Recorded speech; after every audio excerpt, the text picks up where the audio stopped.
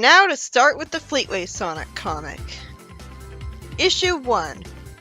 We start out with Sonic boringly defeating a Badnik just like in the games, and Robotnik making a pun about exasperating. So him making egg puns, I guess they want us to call him Eggman right off the bat. I guess they did that in Britain. So the Fleetway comic had pun-forced comedy too? I thought it was darker and edgier. Who is he talking to anyways? This is why it's better for Eggman to have a sidekick, or at least some sort of grunt there. Already I can tell that it's really early in the comic because just like early in the Archie Sonic comic, we have characters talking to themselves as if they're talking to the audience to give us exposition. He says that his new invention against Sonic will pollute the atmosphere of Mobius for 1,000 years.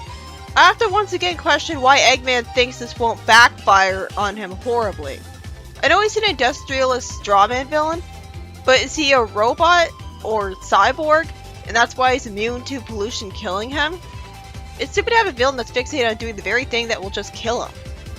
Then we see the giant rolling death machine sucking up rings like a vacuum to power it. Well, now I'm interested!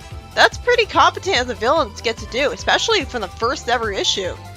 Eggman makes another pun for no reason as forced comedy, and Sonic thinks to himself that he had heard about Eggman's new machine and he's confident that he could put a stop to it. Eggman sends a Badnik army after Sonic to keep him busy, naturally as that's all Badniks can be good for, keeping him busy. Sonic annoys me by saying that some of his best friends are powering up the Badniks. First of all, those Badniks don't look that big, so they've gotta just be animals inside. And as expected, they're freeing small yet surprisingly talking animals. Either have a consistent Mobian design or don't. That's one of the biggest problems with the comic. The point is that there's no way these guys are all Sonic's actual friends. He probably doesn't know any of their names. It's like he only said that because the writer was trying too hard to make him sound like a hero there. Also, we see him clearly spin dashing towards an Orbina at one point, which should have gotten him hit by one of its spike balls. The animal people annoyingly don't have any faith in Sonic, as they just tell him it's a trap and Robotnik's machine will eat him up. So are they going with it's Robotnik for formality's sake? Because if he's making egg puns, it has to have gotten to the point where he's calling himself Eggman. So I'm going to call him that for the rest of the comic reviews because, well, it's either that or I alternate between Eggman and Robotnik because I always call him Eggman anyways. Anyways, yeah, it's stupid that these guys don't just assume Sonic will be able to beat the machine with his super speed. At the very least, they should be wishing him good luck, not trying to discourage their only hope. And Sonic's just smiling with dead, emotionless eyes instead of being relatably annoyed at all this. That's another one of the biggest problems with this comic is the characters aren't always very expressive at all, and it continues for the entire duration of it. Sonic says that Eggman hasn't reckoned with the world's fastest hedgehog. So this is their first ever meeting? No, you'll see that later. Eggman showed that he had dealt with him a lot in the first ever page. So how does that make sense?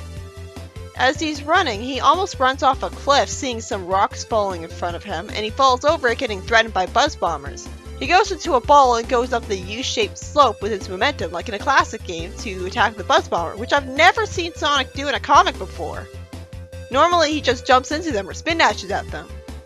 Then he does, did he homie attack them? Well, the comic predicted the future. Then he panics about a spike trap as he's falling towards it off a cliff. If he can't go 2 seconds without running off a cliff at this super speed, I have to wonder how he survived this long. You'd think a required secondary power of his super speed would be that he'd get to react quick enough to not run off cliffs all the damn time. Though maybe he just wasn't paying attention to what was in front of him out of arrogance, which is like him. But still. Fortunately, he falls onto a flying Badnik that happened to go directly below him just in time. And he bounces off from that as the Badnik's exploding, having the bounce physics from the classic games. Okay, this comic better try to be a lot more original than this, because so far I'm really bored from how overly similar to the games it is. That's what fanfiction is for. I want something original. Unfortunately, the comic is going to introduce a lot of original concepts. In fact, several issues from now it really picks up. But at this point in the comic, I was pretty detached and cynical. Unfortunately, the original that I'm going to get here is the introduction of Porker.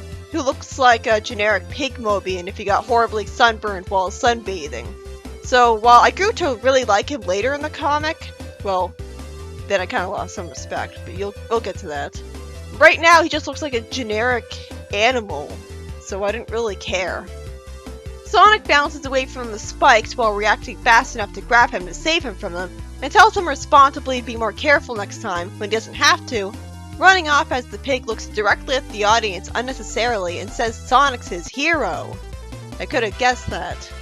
The reason I said he was original was that wasn't there a Pigmobian that was part of the Fleetway Freedom Fighters named Pork or something? He doesn't look too special here, just a kid who looks up to Sonic, and we already have Tails for that, which is all he'll ever be in this comic, by the way. Sonic says that there's a neutrino accelerator dead ahead. How the hell would he know that and know what that is? What does neutrinos have to do with anything? Anyway, Sonic does a super spin attack, which should really be called the spin dash, to spin dash straight through the tank machine, hitting it with the force of a cannon shell. Is that the force of being hit at the speed of sound? And it immediately starts to fizzle, surrounded by electricity and an anime background, which made me think the machine was already destroyed at first. Eggman talks to, someone, I guess Grimer, saying that he has to double blast Sonic and go after him. Sonic gets congratulated by some civilians who are all lazily colored to be the same green monochrome color, and he smiles before looking serious and saying that he's looking for Tails because he hasn't heard from him in days. Did he just start looking for him now? I assume no.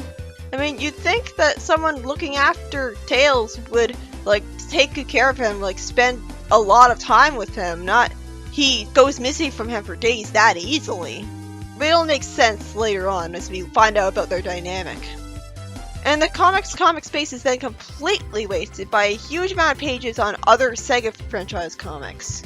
Well, I guess wasted is subjective. Maybe some people really like them. But I could give less of a shit and I don't want to review them because that would really show in the review. I mean, just the fact that they're humans when I'm more interested in the anthropomorphic Sonic characters, nah.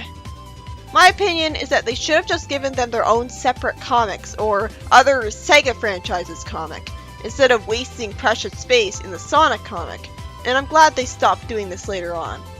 This issue is by Alan McKenzie. Unfortunately, it didn't leave too much of an impression on me from how much it insisted on being as unoriginal as possible. It's like so safe, just Sonic flopping on badniks to free animals. Although I loved the ring machine. I was impressed with how close to the games they came when he attacked a Buzz Bomber by spin dashing on a U-loop though. It's a creative way for him to attack a badnik, and how badnik bouncing saved him from falling into a bed of spikes. But he ran off a cliff multiple times, and it makes me wonder how he survived with super speed for so long if he's so accident prone. The only thing that really stood out to me in this issue was the fact that in the very first issue, we have a pretty powerful and threatening machine of Eggman's because it sucks up rings, just like that, to power it. We didn't see this ring vacuuming technology in the Archie comic until the Death Egg did it for the Sonic's Quest. Other than this, it was way too much like the games, which is very lazy, and fortunately gets some originality fast, because any fanfiction writer could write a story like this without needing to create an original new world. Okay, so the Archie comic just takes its world and characters and stuff from SatAM and Adventures of Sonic the Hedgehog, but the point is that it's still different from the games, which sucks me in right away. Also, one of the reasons I was really looking forward to reading Fleetway Sonic was to count all the different ways that Sonic was a dick. In fact, I'm going to have a Pixel Brain counter. But he seems to be just a generic hero here, calling some random civilians that are in badniks his best friends. The only thing that matters in this issue is there's a ring vacuum machine, and Tails has been missing for days. That's it.